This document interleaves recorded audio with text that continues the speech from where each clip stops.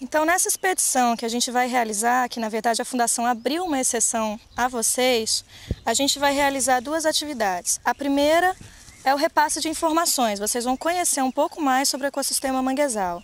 E a segunda é a coleta, então qualquer tipo de lixo que a gente for encontrando pelo caminho, deixado pela comunidade que entra aqui sem permissão, vocês vão coletando junto conosco.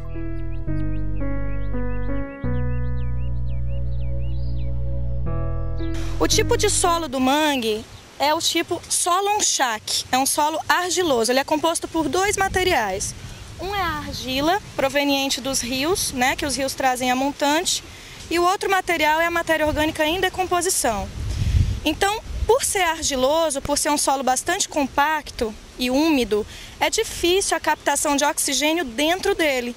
Então, as raízes se adaptam a lançar os pneumatóforos, que vocês já devem ter estudado em sala de aula, e são esses pneumatóforos os responsáveis pela captação do oxigênio, tá certo? Então são estruturas de adaptação para a respiração devido ao tipo de solo.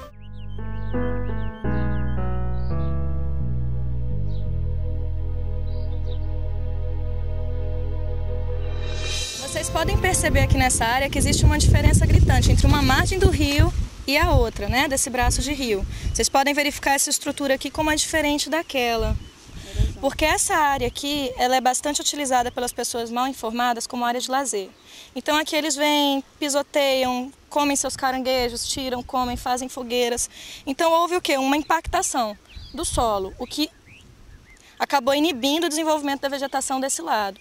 No outro, como é um pouco menos utilizado, as pessoas entram menos ali, a vegetação continua intacta. O correto da vegetação de mangue é que ela se desenvolva nas duas margens do braço de rio, né?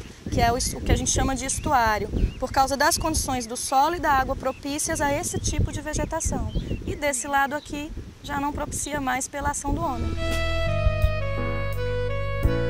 É interessante a gente perceber que ali, ó, entre as árvores do mangue, entre aquela espécie de mangue branco ali da lagunculária, existe uma árvore diferente, que é a castanhola. Ela não é típica aqui da vegetação do mangue. Pode ter sido trazida por algumas espécies de aves, mas pode ter sido também resultado da ação humana, né? Alguém pode ter trazido essa semente e jogado por aqui.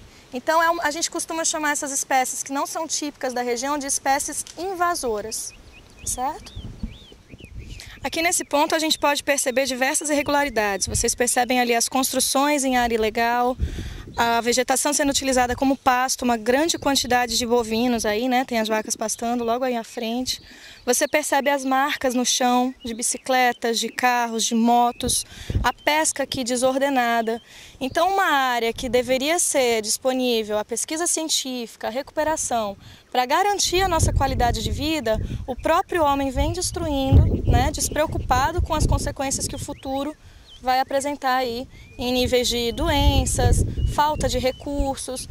Quando ele diz que o peixe está pequeno, o peixe está escasso, é por conta disso, é por conta da poluição, da degradação do ambiente. É bastante triste a gente saber que existe um complexo código de leis que protegem o meio ambiente no Brasil. É um código bastante elaborado, mas o que falta é realmente pegar essas leis e colocá-las em prática. Falta boa vontade da sociedade, dos governantes, falta fiscalização. A fiscalização é bastante falha.